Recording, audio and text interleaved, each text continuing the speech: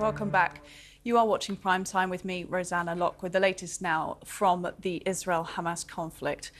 A mass exodus from northern Gaza as thousands more Palestinians continue to try to flee south in search of some safety. An evacuation corridor has reopened again today in central neighbourhoods in Gaza City. It means pauses in fighting are supposed to allow people out and humanitarian aid in. Israel insists it is not a ceasefire, but there are concerns the area these people are moving to are rapidly running out of space and supplies.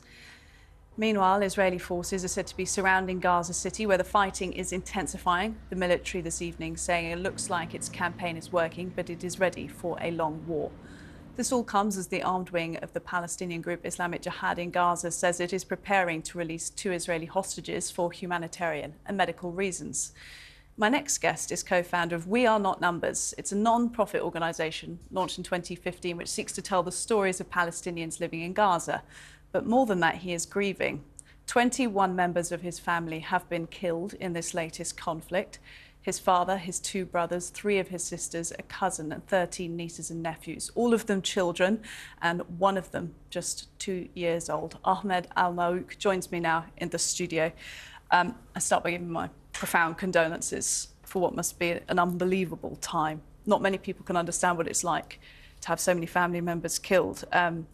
Just tell us a little bit about what the last few weeks have been like for you. Thank you very much first for having me. I agree with you, not many people can understand losing 21 family members. I can't even begin to imagine or believe what's going on. I feel sometimes that I am in a phase of denial. I remember in 2014, I lost one brother and I was devastated. Now I lost 21 family members, and actually 14 kids were killed in my home, nieces and nephews, all of them under the age of 13. What's going on and what has been happening for the past 3 weeks or so is a disaster. It's a catastrophe. It's a genocide that is committed against the Palestinian people. What family do you still have in Gaza? What contact are you able to have with them? Well, I have always been proud that I have a very big family. So I still have only 2 sisters left. I lost 3 sisters and 2 brothers and a father, but I still have 2 sisters left. Look, there was one of the reasons that invited you on to talk, Ahmed, is there was a lot of press coverage and discussion about insensitive handling of a television interview you did last week on a separate network. Can I ask you if you were surprised at all by the handling of that interview or the press coverage after it?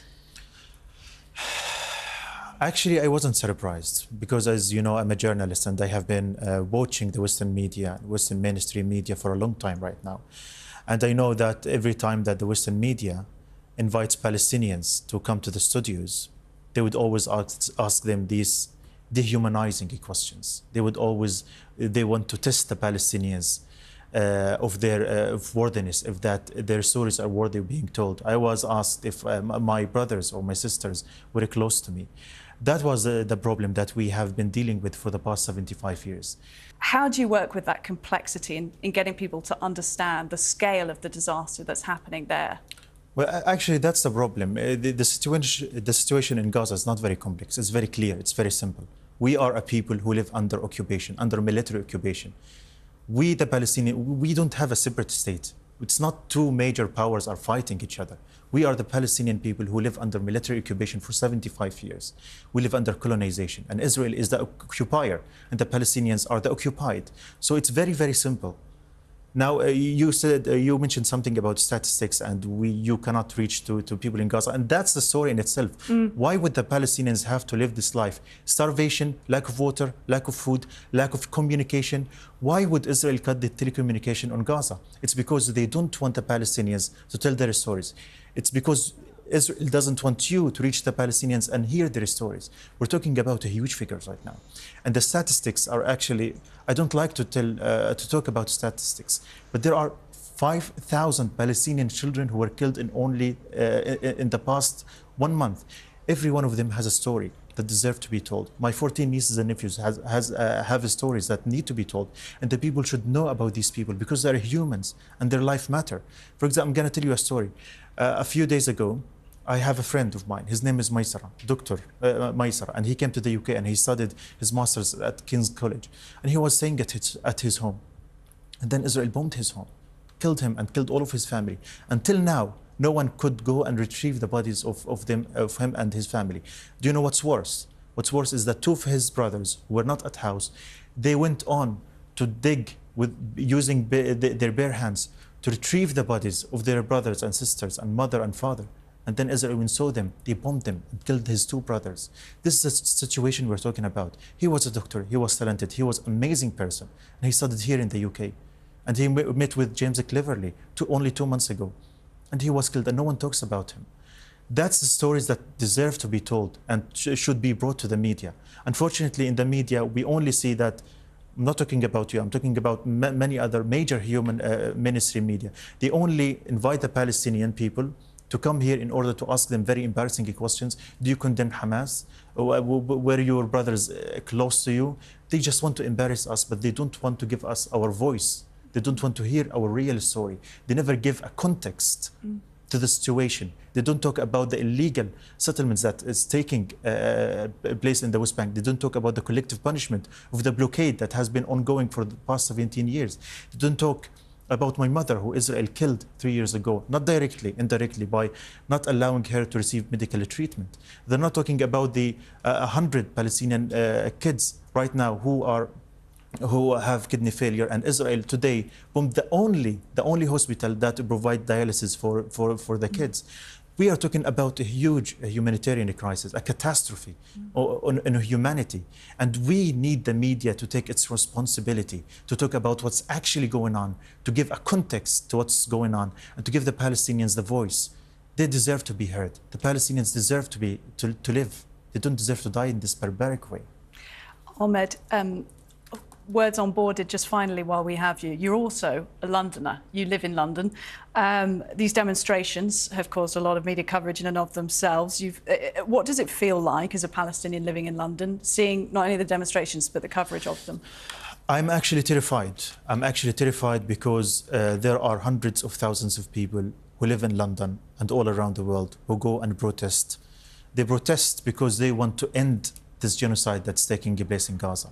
They protest because they don't want another 5,000 Palestinian kids being killed. And then when they go to the street, with all colors, with all faiths, we have Jews, we have Christians, we have Muslims, we have atheists, we have people from all faiths, from all colors, and they all go and demonstrate and ask for one thing, a ceasefire.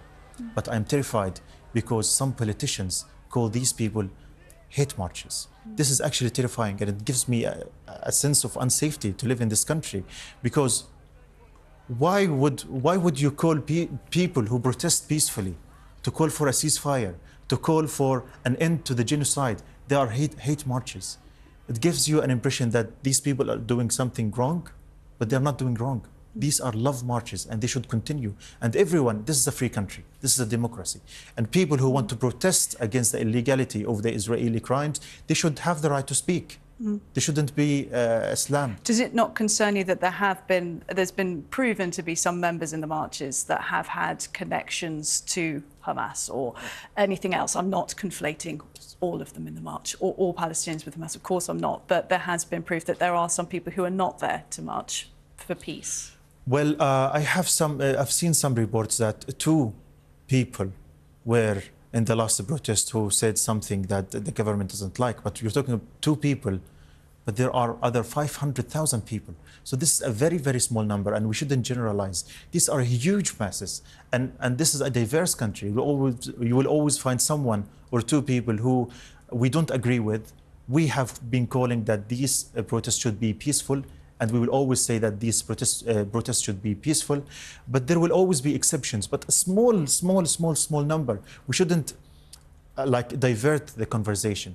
These are majorly peaceful protests. They're calling for just a ceasefire. There will be 1 person or 2 people, but these don't reflect the overall picture and the overall message that all of these people are calling for.